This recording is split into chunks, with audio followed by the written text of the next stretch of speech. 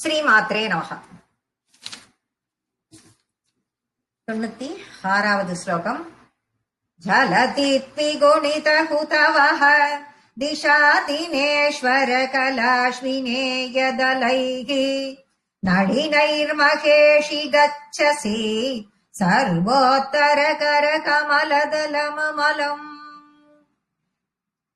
இதுல என்ன சொல்றது அப்படின்னு சொல்லி, இது போன 95 வரைக்கும் நம்ம என்ன பண்ணினோம், ஒவ்வொரு பேர் வேற வேறு என்ன காமாட்சியினுடைய ஒவ்வொரு பேர்ல அவளுக்கு எப்படி எப்படி எல்லாம் பேர் வந்தது, எது எதனால அப்படி பேர் வந்ததுன்னு கொஞ்சம் சில பேரினுடைய தாற்பயத்தையும் நம்ம பார்த்துட்டு வந்தோம். அதுலதான் நமக்கு கோயின்சைட் ஆச்சு. வாராகி நவராத்திரிக்கு பஞ்சமி அன்னைக்கு வாராகி வந்ததுன்னு சொல்லிட்டு நான் உங்களுக்கு ஷேர் பண்ணியிருந்தேன் அந்த மெசேஜ். இன்னைக்கு என்ன வருது அப்படின்னு பார்க்கும் பொழுது, இப்ப நம்மளுடைய குண்டலினி சக்தி எப்படி எழும்புறது அப்படிங்கறத நம்ம லலிதா சகஸ்ரநாமத்துல படிச்சிருக்கோம், எல்லாத்துலயும் படிச்சிருக்கோம். அதை பத்தி திரும்ப திரும்ப அது படிச்சு அது பைகாட்டே ஆயிருக்கும் எல்லாருக்கும். யோகா கத்துண்டவா எல்லாருக்கும் தெரியும், ரேக்கி கத்துண்டவா எல்லாருக்கும் தெரிஞ்சிருக்கும். இப்ப திரும்ப அததான் இங்க சொல்ற என்னன்னா ஜலதி. இப்ப என்ன அதுல சும்மா ஒரு எல்லா சக்கரங்களா சொல்லிட்டு வந்தா இல்லையா. இத்தனை சக்கரம்: மூலாதாரம், சுவாதிஷ்டானம், மணிபூரகம், அநாகதம், விஷுப்தி, ஆஞ்ஞா, அதுக்கப்புறம் என்ன சகசிராரம் அப்படின்னு சொல்லி வரிசலா இத்தனை சக்கராஸ் இருக்கு அப்படின்னு அந்த சக்கராச பத்தி எல்லாம் சொல்லிட்டு வரும்போது, ஒவ்வொரு சக்கராசுக்கும் மூலாதாரத்திலேருந்து ஆரம்பிச்சு ஒவ்வொரு சக்கராசுக்கும் இத்தனை தாமரை இதழ்கள் அப்படின்னு சொல்லி எத்தனை தாமரை இதழ் ஒண்ணுக்கும் அப்படின்னு சொல்லிட்டு 4லேருந்து ஆரம்பிச்சு அப்படி ஆஞ்ஞா சக்கரத்துல 2, சகசிராரத்துல 1000 அப்படின்னு சொல்லிட்டு நம்ம அந்த கணக்கெல்லாம் நம்ம சொல்லியாச்சு. இதெல்லாம் முன்னாடியே உங்களுக்கு தெரிஞ்சதுதான். எகைன் இத எங்க கொண்டு போறார் அப்படின்னு பார்க்கும்பொழுது இவர் எப்படி சொல்றார், ஜலதி. ஜலதி அப்படின்னா ஜலம், கடல். ஜலதினாலே கடல். கடல் அப்படின்னா இப்ப எல்லாத்துக்குமே இந்த எண்கணிதம்னு நிறைய லெட்டர்ஸ் எல்லாம் வச்சுட்டு நீங்க அதை வச்சுட்டு அந்த அதுக்குன்னு ஒரு நம்பர்ஸ் வச்சுட்டு அந்த டோட்டல் எல்லாம் பண்ணி நம்ம ஏதோ பண்றோம். அந்த மாதிரி இங்க கடலுக்கு நம்பர் 4, கடலுக்கு 4 அப்படின்னு கொடுக்கிறார். இது கடல். ஜலதி அப்படின்னா கடல், அதுக்கு 4. அப்புறம் த்ரிகுணிதா. த்ரீனா த்வி அப்படின்னாலே 2 அப்படின்னு அர்த்தம் உங்களுக்கு. த்ரிகுணித ஹுதவஹ அப்படின்னு கொடுத்தால் அக்னி, அக்னியின் 2 மடங்கு அப்படின்னா 3 × 2 6ன்னு கொடுக்கிறார். அப்ப அக்னிக்கு 3ன்னு அர்த்தம். அக்னிக்கு நம்பர் 3. அப்ப அதனுடைய 2 மடங்கு 6 அப்படின்னு கொடுக்கிறார். 6, 3, 4, 6. அப்புறம் திசைகள் எத்தனை? 10 திசைகள். உங்களுக்கு எல்லாருக்குமே தெரியும் 8 தானே திசை அப்படின்னு சொல்றோம். இல்ல 10 திசை பாலகர்கள் அப்படின்னு சொல்லிட்டு சூரியனும் சந்திரனும் சேர்த்துக்கணும்னு சொல்லி நான் முன்னாடி லலிதா சகஸ்ரநாமம் கிளாஸ் எடுக்கும் பொழுதே அதனுடைய மீனிங் சொல்லும் பொழுதும் இதை சொல்லியிருக்கேன் நானு. அதையே தான் திருப்பி இங்க இவரும் சொல்றார். 10 திஷா தினேஸ்வர கலாஸ்வினேய தலைஹி. அப்புறம் தினேஸ்வர. தினேஸ்வரன தினேஸ்வர அப்படின்னா என்ன? அந்த இதுக்கு சூரியனுக்கு தான் அந்த பேர். அப்ப தினேஸ்வரன் அப்படின்னு பேருன்னா ஆதித்யன் அப்படிங்கிற பேரையும் கொடுக்கிறது. எத்தனை ஆதித்யர்கள்? 12 ஆதித்யர்கள். ஆதித்யர்கள் 12 பேர் அப்படிங்கிறது நமக்கு தெரிஞ்சது. கலா. கலா எத்தனை கலை? 16 கலைகள். 64 கலைகள் அங்க போகக்கூடாது, இங்க 16 கலைகள். அஸ்வினி தேவர்கள் 2 பேர் அப்படின்னு தெரியும். நளினைர் மகேஷி கச்சசி, அதிலிருந்து குண்டலினி, அதுக்கப்புறம் சர்வோத்தர கரகமல தலமமலம். இது எல்லாம் சேர்ந்து மேல சர்வ உத்தர. சர்வ உத்தரன்னா மேல் பாகத்தில் இருக்கக்கூடிய, கர கமலதர மேலே இருக்கக்கூடியதற்கு அந்த கமலம் அப்படின்னா தாமரை. இது எல்லாமே தாமரை இதழ்களை தான் இந்த கவுண்டிங் கணக்கு கொண்டு வருது.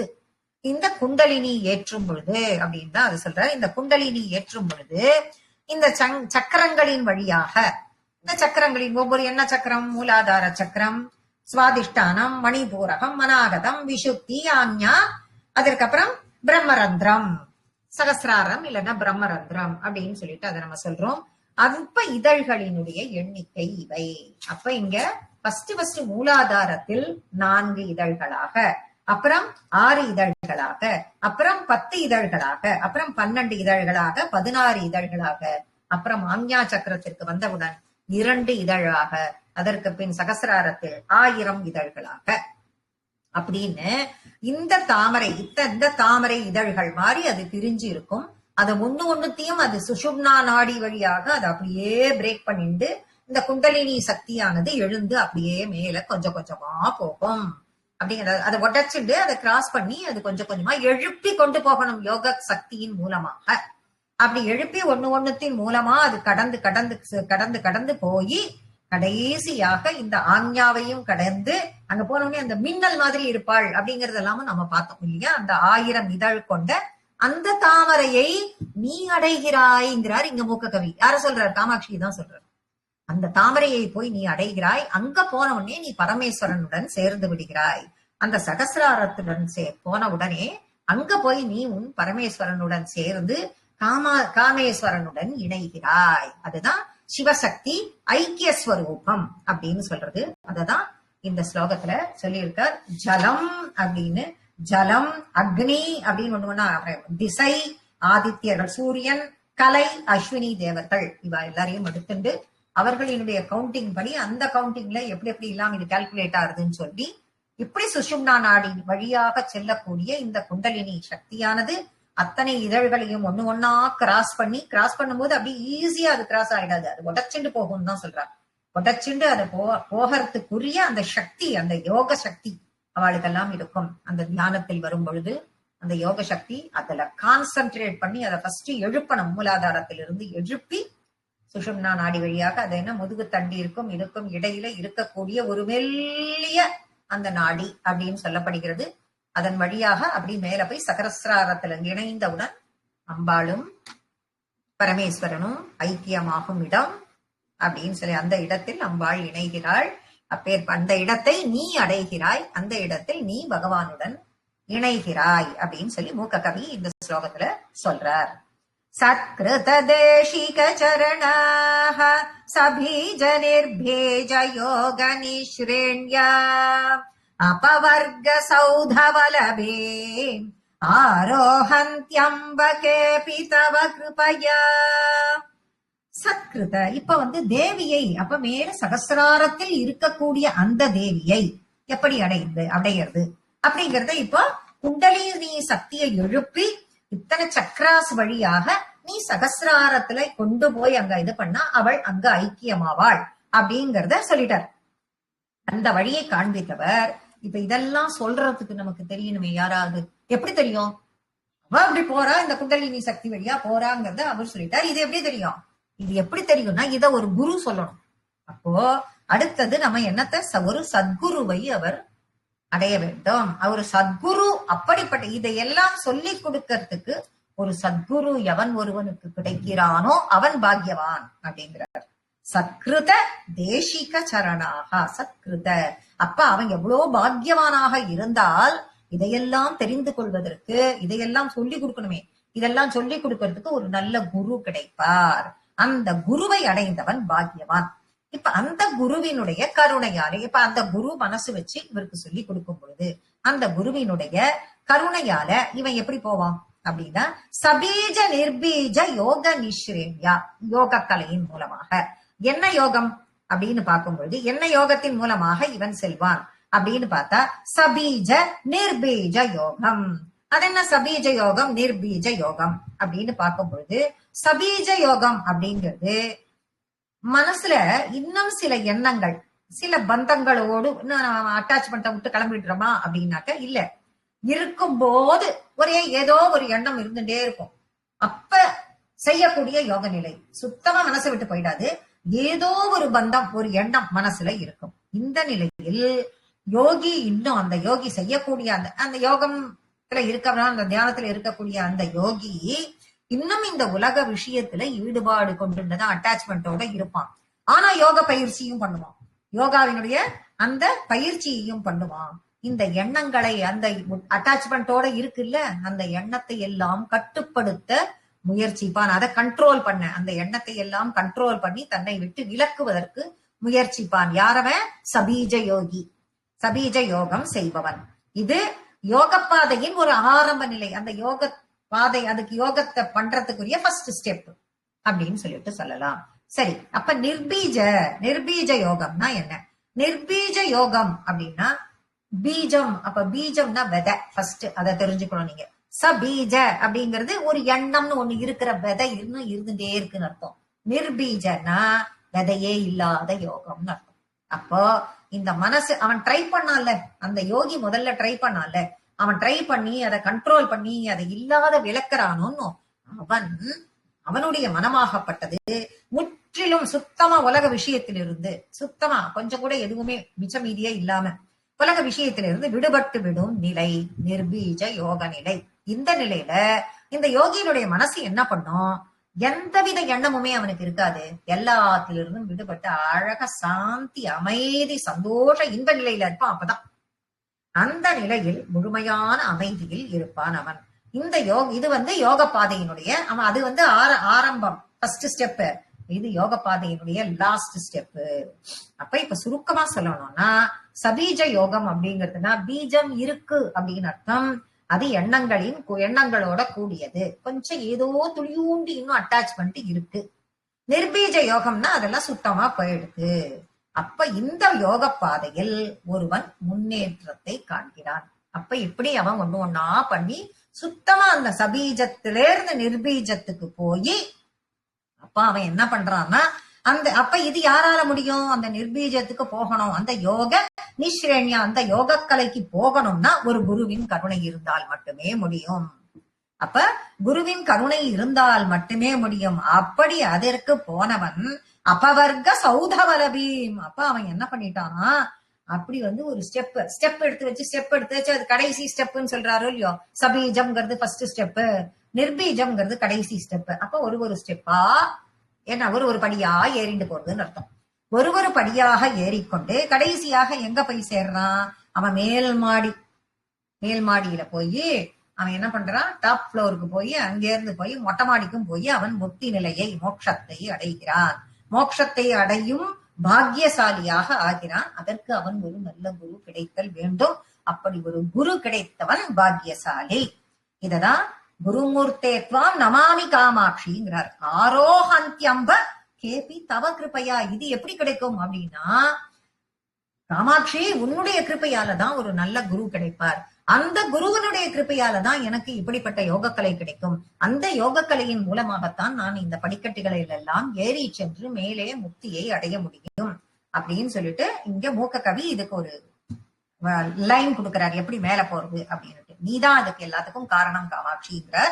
இதுதான் தட்சிணாமூர்த்தி ரூபிணி அப்படின்னு நம்ம இதுல படிச்சிருக்கோமா லலிதா சகஸ்ரநாமத்துல. ஃபர்ஸ்ட் தட்சிணாமூர்த்தி ரூபிணி அப்படின்னா தட்சிணாமூர்த்தியை ஞாபகம் வச்சுக்கோங்க. ஒரு மரத்தின் அடியில் தட்சிணாமூர்த்தி உட்கார்ந்துட்டு இருக்கார். சரி, தட்சிணாமூர்த்தி ரூபிணி. சரி, தட்சிணாமூர்த்தி ஸ்வரூபம் அப்படின்னு ஞாபகம் வச்சுக்கோங்க. சனகாதி சமாராத்யா அடுத்த எழுதுவே சனகாதி சமாராத்யா அப்படின்னா அந்த தட்சிணாமூர்த்தியை ஞாபகம் வச்சிருந்தீங்கன்னா தட்சிணாமூர்த்தியோட காலடியில பாருங்க ஒரு 4 பேர் உட்கார்ந்துட்டு இருப்பா. பார்த்திருப்பீங்க நீங்க. சனகாதி முனிவர்கள் 4 அவாதான் சனகாதி சமாராத்யா. அந்த தட்சிணாமூர்த்தியிடம் அவர் குருவாகவும் இவர்கள் சிஷ்யர்களாகவும் இருந்து உபதேசம் பெற்றவர்கள். அப்ப தட்சிணாமூர்த்தியின் ரூபிணியாக இருந்தவளும் இவளே சொல்லிட்டு வர்றார் அவர். தட்சிணாமூர்த்தி ரூபிணியாகவும் இருந்தவளும் இவளே சனகாதி சமாராத்யா. அந்த தட்சிணாமூர்த்தியிடம் சிஷ்யஸ்வரூபத்தில் சனகாதியர்கள் அருள் பெற்றவர்க்கு காரணமாக இருந்தவளும் அவளே. யார் அவள்? சிவஞான பிரதாயினி. சிவனுக்கே ஞானத்தை கொடுத்தவள். சிவனின் ஞானமாக இருந்து சக்தியும் சிவனும் ஐக்கியமான ஒரு ஸ்வரூபிணி அப்படின்னு லலிதா சகஸ்ரநாமத்துல இந்த தேவிய காமாட்சிய தேவிய லலிதைய காட்டுறது. குரு வடிவில் இவள் அங்கு இருக்கிறாள். தட்சிணாமூர்த்தி ரூபிணியாக அங்கு இருக்கிறாள். சனகாதிகளுக்கு சமாராத்யா அவர்களுக்கு உபதேசம் செய்பவளாக இருக்கிறாள். ஐக்கிய ஸ்வரூபத்தில் இருக்கிறாள் அப்படிங்கறது அது காட்டுறது. அப்படின்னு நம்ம அதன் மூலமாகவும் இதுக்கு பிரமாணத்தை எடுத்து நாம் தெரிஞ்சுக்கலாம். எப்பேற்பட்ட குரு கிடைத்தால் இந்த யோக நிலையின் மூலமாக நாம் எப்படி இந்த படிக்கட்டுகளை எல்லாம் கடந்து மேலே போக முடியுங்கிறத மூக்கர் இந்த ஸ்லோகத்துல சொன்னார்கிறது நம்ம நல்லா புரிஞ்சுக்கலாம். அந்தரபி பகிரபி த்வம் ஜந்து ததேரந்த காந்த கிருதஹல்தே சிந்தித சந்தானவதாம் சததமபி தந்தனீஷி மகிமானம். அந்தரபி பகிரபி ஜந்து ததேஹே அந்த காந்த கிருஹந்தே. ததேகே அந்த காந்த அப்படின்னு பிரிக்கலாம். இப்போ இது உள்ளும் புறமும். அது அந்தரபி பகிரபி. அந்தர்னா உள்ளுக்குள்ள, பகிர்னா வெளியில. அப்போ உள்ளையும் வெளியிலையும் இருந்து ஜீவாத்மாக்களுக்கு உள்ளேயும் இருக்கா, வெளியில இருந்துட்டும் டீச் பண்றா. என்னத்தை டீச் பண்றா? ஆத்ம ஞானத்தை டீச் பண்றா, கொடுக்கறா அவ. அப்ப யார் அப்படிப்பட்ட எந்த டைரக்டா எல்லா ஜீவாத்மாவுக்கும் அவ ஆத்ம ஞானத்தை கொடுத்து விடுறாளா அப்படின்னா, ஜந்து ததேகே அந்த காந்த கிரகந்தே, எந்த ஜீவன்கள் எந்த ஜீவாத்மாக்கள் எல்லாம் ததேகே அந்த காந்த தன்னுடைய ஹிருதயத்தில், எந்த ஜீவாத்மாக்கள் எல்லாம் தன்னுடைய ஹிருதயத்தில் ஹந்தே சிந்தித சந்தானவதாம், எப்பொழுதும் இடைவிடாமல் பகவானின் நாமாக்களை மனனம் சிந்தித்துக் கொண்டே, சிந்தித்த அப்படின்னா சிந்தித்துக் கொண்டே அப்படின்னா ஸ்மரண பண்ணிண்டே, மனனம் பண்ணிண்டே அப்படின்னு அவளை பத்தி அவள் நாமாக்களை சொல்லிக் கொண்டே இருக்கிறார்களோ, அப்போ அவளுக்கு என்ன? சந்ததம் அபி தந்தனீஷி மகிமானம். அப்ப அவளுக்கெல்லாம் இவர் எப்படி இருக்கிறார் அப்படின்னா, அவருக்குள்ள இருக்கிற நான் என்கிற அகங்கார உணர்வு, அந்த நான் என்கிற அகங்கார உணர்வாவும் இவதான் இருக்கா. அகமித்யேவ பவானின்னு சொல்ற மாதிரி அந்த தத்துவமாவும் இவதான் இருக்கா. அந்த தத்துவமாவும் இருக்கிற தத்துவ உணர்வாவும் இவதான் இருக்கா. அப்படி இருக்கிற அந்த அகங்காரம், தான் எனும் அந்த அகங்காரம், அந்த தான் எனும் அகங்காரத்திலேயே 2 விதம்னு நம்ம முன்னாடியே பார்த்துட்டோம். முன்னாடியே 2 விதம் இருக்கு. அதுலயே நான் திமிரோட சொல்ற அகங்காரம் வேற.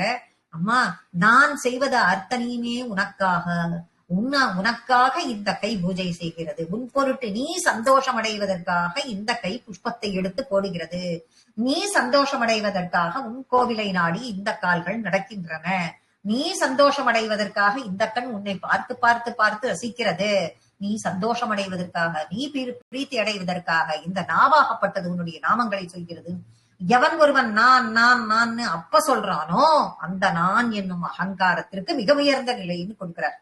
அப்படி விடைவிடாது மனனம் செய்யக்கூடிய ஜீவராசிகளின் உள்ளும் புறமும் உள்ளையும் வெளியிலையும் இருந்து ஆத்ம ஞானத்தை உபதேசிக்கிறாள்ங்கிறார் மூக்க கவி. இதையேதான் திருமூலர் அழகா சொல்லியிருக்கார். உடம்பினுக்குள்ளே உத்தமன் குடிக்கொண்டான் அப்படின்னு திருமூலர் நிறைய பேர் எல்லாருமே சொல்லியிருக்கா. ஒரு சின்ன எக்ஸாம்பிள் தான் இது. உடம்பினுக்குள்ளே, உடம்புக்குள்ளன்னா என்ன? ஆத்மாவா? உத்தமன், அந்த ஆத்மாவை உத்தமன் குடிக்கொண்டான் அப்படின்னு சொல்லிட்டு அவர் சொல்லியிருக்காருன்னு இதுல இன்னொரு எக்ஸாம்பிளுக்கு அது சொல்லப்படுகிறது. அவ்வளவு அற்புதமானது. நான் என்னும் அகங்காரம் பகவானை நினைத்து செய்யக்கூடிய மிக பெருமையான அகங்காரம் அது. அப்படி செய்யக்கூடிய ஜீவராசிகள் எப்பொழுதும் தன்னை ஹிருதயத்தில் வைத்துக் கொண்டு மனனம் பண்ணிக்கொண்டே இருக்கக்கூடிய அந்த ஜீவராசிகளின் உள்ளும் புறமும் ஆத்ம தத்துவத்தை, ஆத்ம ஞானத்தை கொடுக்கிறாள்ங்கிறார் மூக்ககவி. அலமஞ்சுலவாகனுமித கலபஞ்சரகத சுக கிரஹௌத்கண்ட்யாத் அம்பரதனாம்பரந்தே பிம்பபலன் சம்பரரிணன்யஸ்தம். கலமஞ்சுல வாகனுமித அம்பரதனாம்பரம் தே, ரதனாம்பரம் தே. அம்பிகையானவள் அவளோட குரல், அவ பாடுறாளோ பேசுறாளோ, அவளோட குரல் பேசினா கூட போதும். காமாட்சி, நீ பேசுற, உன்னுடைய குரல் ரொம்ப இனிமையா இருக்கு, ரொம்ப இனிமையா இருக்கு. அப்போ கலபஞ்சுலமாக நமித கலபஞ்சர கதசுக கிரஹௌத் கண்டியாத். கண்டியாத்னா தொண்டை, சுகன்னா கிளி. ஓ, உன் தொண்டையில கிளி இருக்கோ, கிளி வந்து பாடுற மாதிரியே இருக்கே அப்படின்னு சொல்ற அளவுக்கு மதுரமாக இருந்தது அவளுடைய குரல் வளம். குரல் வளம், அம்பாளினுடைய குரல் வளம், அவள் பேசுவதாகட்டும், அவளினுடைய இசையாகட்டும், எப்படி இருந்தாலும் அது கேட்கறதுக்கு தொண்டையிலேயே கிளி இருக்கோ அப்படின்னு நினைக்கிற அளவுக்கு அவ்வளவு இனிமையாக இருந்தது. இத கேக்குறான் ஒருத்தர். யார் கேக்குறா அப்படின்னா சம்பராரினா சம்பராசுரன். சம்பரன் அப்படின்னு என்னும் ஒரு அசுரன். இவன் என்ன பண்றான்? இந்த குரலை கேட்கிறான், இந்த குரலிலேயே மயங்கி விடுகிறான். அவளினுடைய ஆளெல்லாம் பாக்குறதுக்கு முன்னாடி குரலை கேட்கிறான். ஓ, தொண்டையிலேயே கிளி இருக்குமோ இவளுக்கு, அப்படி இருந்தா இவ பார்ப்பதற்கு எப்படி இருப்பாள், சிந்தனை அப்படி போகுது அவனுக்கு. அதுதான் அந்த அசுரர்களுடைய புத்திங்கிறது, அதுதானே அந்த புத்தி. ஓ, குரலே எப்படி இருக்கு அப்படின்னா பார்ப்பதற்கு அவள் எப்படி இருப்பாள் அப்படின்னு சொல்லிட்டு அந்த தொண்டையில இருக்கிற கிளி இருக்கு, அந்த கிளியை பிடிக்கிறதுக்கு வரா மாதிரி வரான். அதை பிடிக்கிறதுக்கு வந்த அந்த சம்பரன் என்னும் அசுரனை மாய்த்தவள். சம்பரன் என்னும் சம்பராசுர வதம் நடக்கிறது இல்லையா, அந்த சம்பரன் என்னும் அசுரனை, ஒரு கிளி பேசுறது, அவ தொண்டையிலேயே ஒரு கிளி இருக்கு, தொண்டையே அப்படி இருந்து அவள் எப்படி இருப்பாள் நினைச்சு அவளை பிடிக்க வந்தவனிடம் அவள் என்ன பண்றா, அவனை மாய்க்கிறாள், சண்டை போடுறா, வதம் பண்றா. அப்படி வதம் செய்தவள், அவளினுடைய வாய் எப்படி இருக்கு, உதடு எப்படி இருக்கு, அத அம்பர் அம்பஹா அதனாம்பரம் தே பிம்பபலம் இருக்கு அப்படின்னா பிம்பபலம்.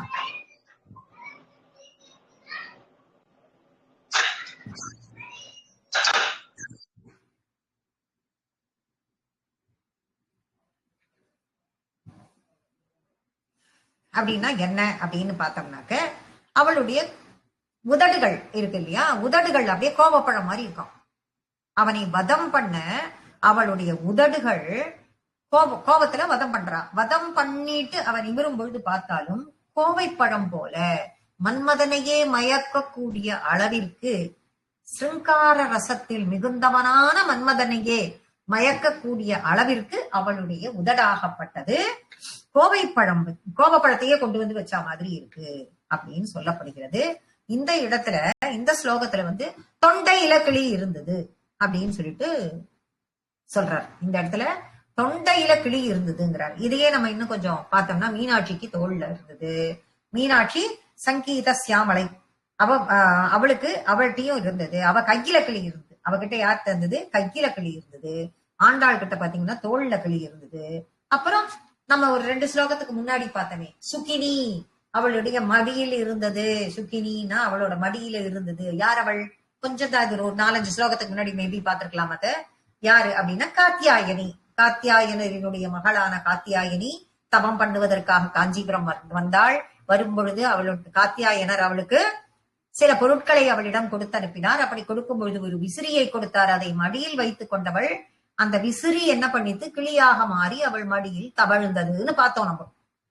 அந்த இவ கிட்ட அப்போ சுகினிங்கிறது மடியில் தவழ்ந்தவள், தவழ்த்து மடியில் வைத்துக் கொண்டிருந்தவள் காத்தியாயனி, தோளில் வைத்துக் கொண்டிருந்தவள் ஆண்டாள், கையில் வைத்துக் கொண்டிருந்தவள் மீனாட்சி. அந்த மாதிரி இவளுக்கு தொண்டையில இருந்துதான் காமாட்சிக்கு அப்படின்னு சொல்லிட்டு இந்த ஸ்லோகம் அழகாக கிளியினுடைய வர்ணனையும் சேர்த்து, சம்பராசரனுடைய வர்ணனையும் சேர்த்து, கூடவே சிருங்கார ரசத்தையும் சேர்த்து வைத்து இந்த ஸ்லோகத்தை அற்புதமாக கவிபாடி இருக்கிறார் மூக்ககவி.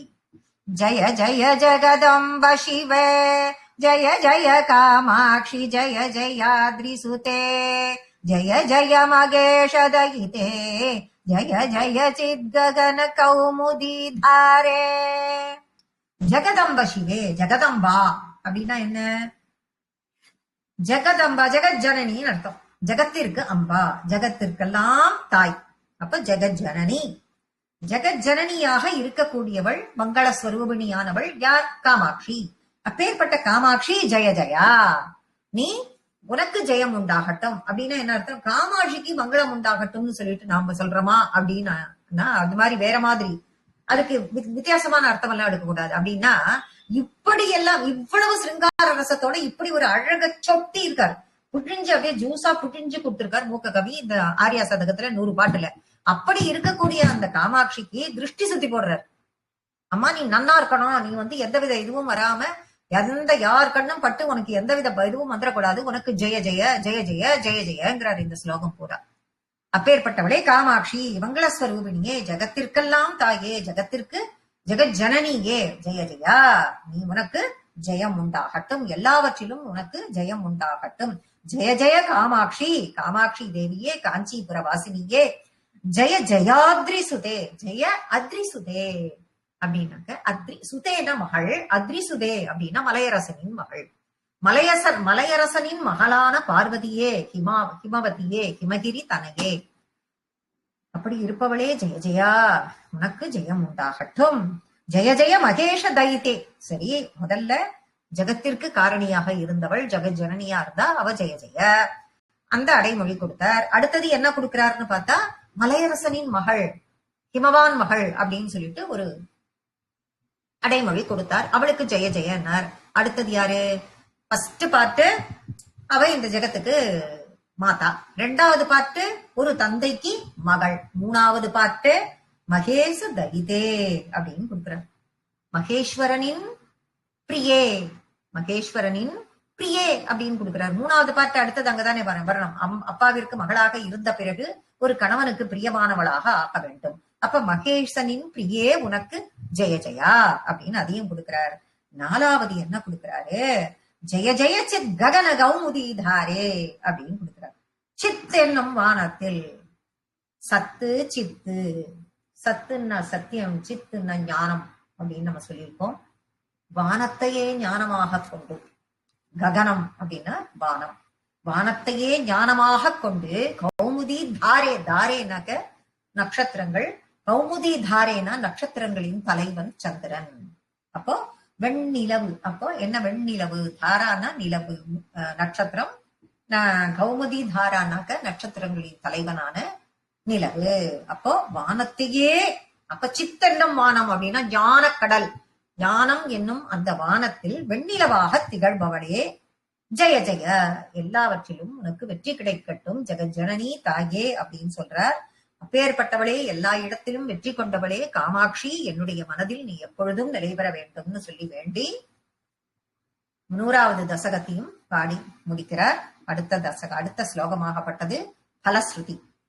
ஆர்யா சதகம் பக்தியா படதாம் ஆர்யா கிருபா கடாக்ஷேண நிஷரதி வதன கமலாத் வாணி பீயூஷ தோரணி திவ்யா.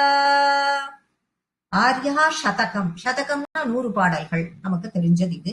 இந்த 100 பாடல்களும் ஆர்யா சதகம், ஆர்யாங்கிற ஒரு பரதேவதை, ஒரு தேவதை, ஒரு தெய்வம், அந்த தேவதையின் ஸ்துதிகளாக ஆர்யா சதகம்ங்கிற பெயரை கொண்டு எழுதப்பட்டது.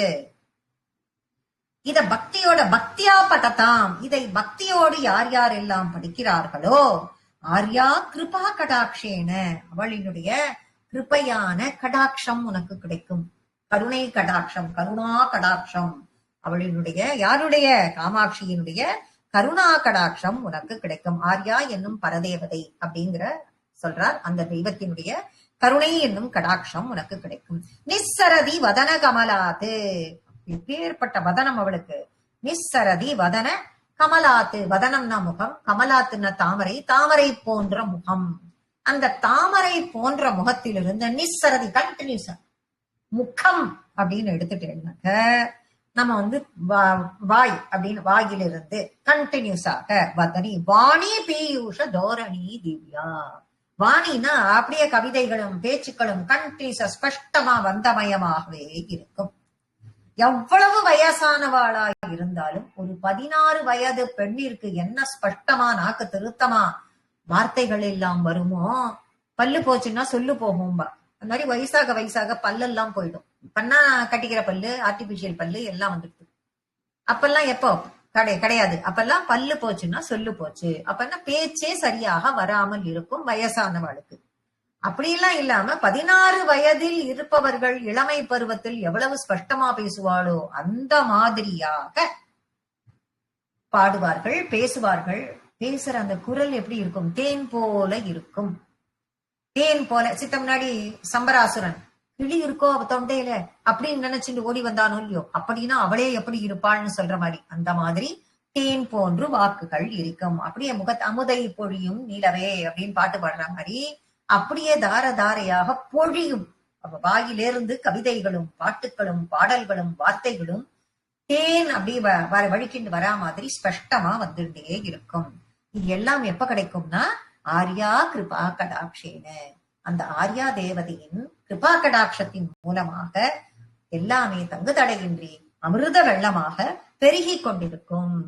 அப்படிப்பட்டவளே, உன்னுடைய கிருபா கடாட்சத்தை என் மீது கொஞ்சம் திருப்பி காட்டுன்னு சொல்லிட்டு மூக்கர் இந்த இடத்துல, மூக்க கவி இந்த இடத்துல பேசுறார். ஏற்கனவே அவளுடைய கடாட்சம் பட்டதின் காரணத்தினால்தான் இவர் இதை எழுதுறார். இப்படி இவர் பாடல்களா தங்கு தடையில்லாம இப்படி சிருங்கார ரசத்தோட ஆர்யா சதகத்தினுடைய 100 பாடல்களை இவர் பாடியிருக்கார். இன்னும் மேற்கொண்டு இன்னும் என்னென்னலாம் பாட போறார் அப்படிங்கறத நம்ம அடுத்தடுத்த சதகத்துல நம்ம பார்க்க போறோம்.